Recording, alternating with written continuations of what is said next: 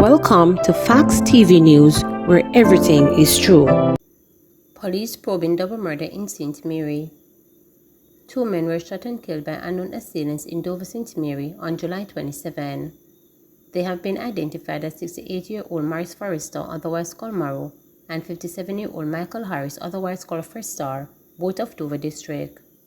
Reports from the Port Murray Police are that about 6 p.m., residents heard explosions and summoned them. Upon their arrival, both men were seen lying on the ground at a bar with gunshot wounds. They were pronounced dead at hospital. Homeless man dead, 2 injured after attack on Old Terrace football grounds. A 50-year-old man is dead and 2 other people are injured following an incident on the grounds of the Old Terrace football field in St. Ann on Friday. The deceased has been identified as Junior Hay, who is said to have been homeless.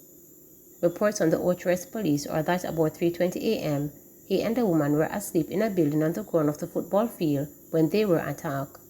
It is alleged that the attacker hit Hay and the woman in the head with a sharp object. According to the lawmen, a man that was in another section of the building heard the commotion and went to assist when he was also hit. The police were summoned and the injured persons were assisted to hospital, where he died while being treated and the other 2 persons admitted. This is the second murder in the parish in 2 days. On Thursday, 31-year-old businessman Robert Williams was gunned down at his establishment. He was shot in the head by a gunman. One of 4 men killed in Central Village, St. Catherine, was at top of Division's most wanted list. So we're actually in the Chinatown community of the Windsor Heights area in Central Village. What we know thus far is that sometime after 3:30, residents reportedly heard explosions. Sometime after 8 o'clock, they checked a section of the community where they saw the bodies of 4 men. They have been identified so far as Justin McGregor, OC, AK Man, Mark Ellis, OC, Fracity, and 2 others who are identified only by their aliases as Ottoman and Mentor. In relation to the deceased, we know so far that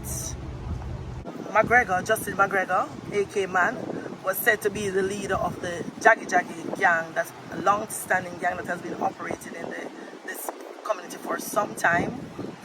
And he was on the St. Catherine South most wanted list for a long time. Recently, his status was elevated because of recent incidents in this community. So they were actually looking for him. The others, we're still trying to get some more information on them.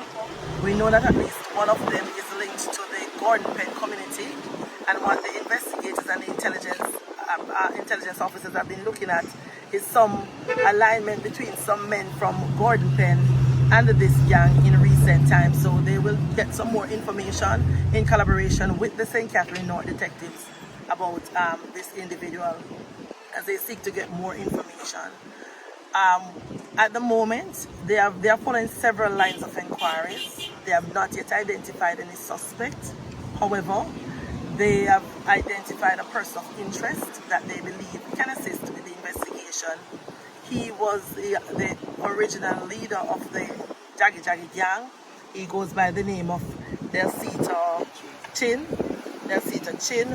aka 3 Ways, and he was recently returned to the community. As a matter of fact, he came back to the community last week after he was acquitted in a shooting incident. So, based on recent happenings, the investigators are satisfied that he can assist with the investigation at this point. So hence, he's a person of interest. The investigation is being led by the Major Investigation Division in collaboration with detectives from the St. Catherine South Division. So they're asking him to make himself available, or anyone who sees this interview to tell him that the investigators are asking him to make himself available to the Major Investigation Division.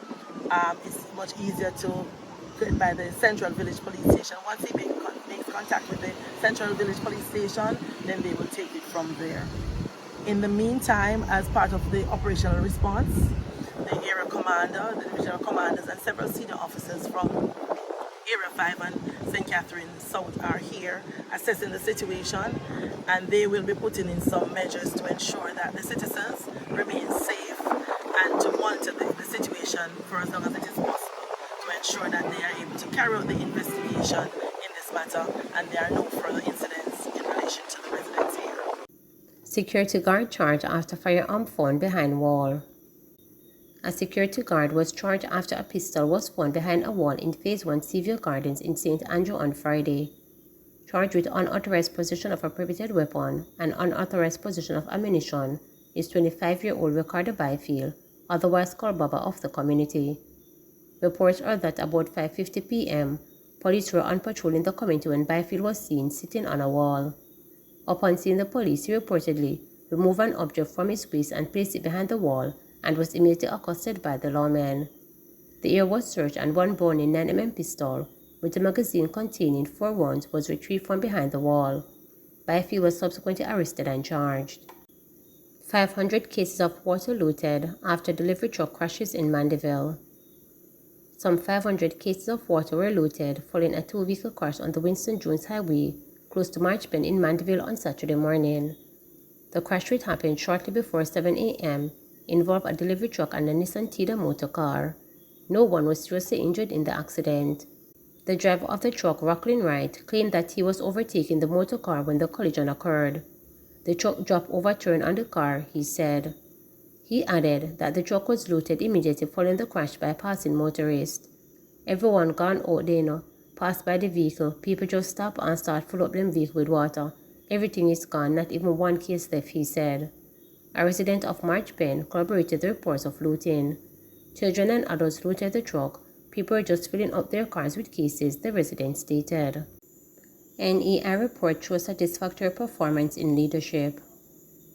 Minister of Education and Youth Favor Williams says the most recent report from the National Education Inspectorate NEI shows that most schools are performing satisfactorily in the area of leadership and management. The ministry, however, noted that the areas of weakness remain that need to be addressed. These include adherence to our procurement guidelines and operating within budget. The research has shown that leadership, teaching, and learning are the most fundamental areas that are critical for improved in performance for our students, Williams stated. The schools in Jamaica that have attained satisfactory rating and above the NEI Inspectorate have shown evidence of good leadership and excellent teaching and learning programs, she added.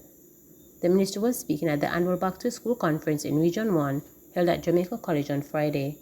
She also lauded the work of the National College for Educational Leadership in providing training for teachers and school leaders. We are therefore pleased with the work being done, and we are also proud of the work of the Jamaica Teaching Council that continues to provide professional development for our teachers in various areas of curriculum, assessment, behavior modification, special education, and coping strategies to maintain the 21st century teaching learning process, Williams stated.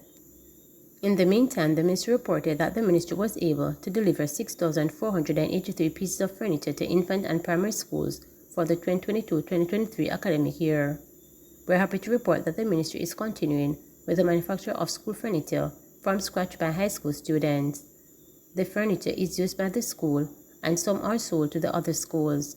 Projects are carried out under the careful guidance and supervision of teachers, sometimes suitable, qualified, and very skilled persons at the community level are also contracted as facilitators or supervisors, she noted.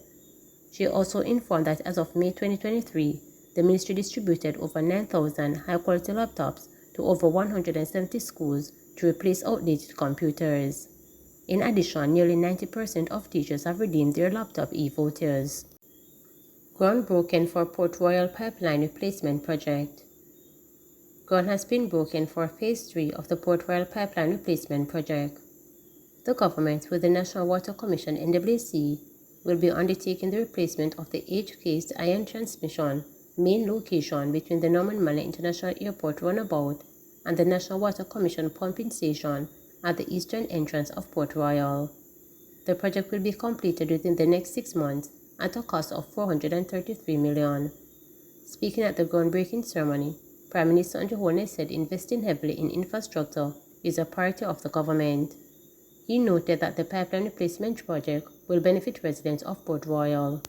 This installation of new water main in Port Royal is going to improve the quality of life for the 4 ladies that I met who were complaining about the water supply in the area. in a few months, that will no longer be a complaint.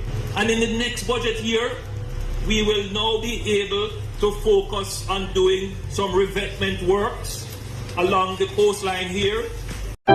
Please remember to subscribe, like, share, and click the notification bell.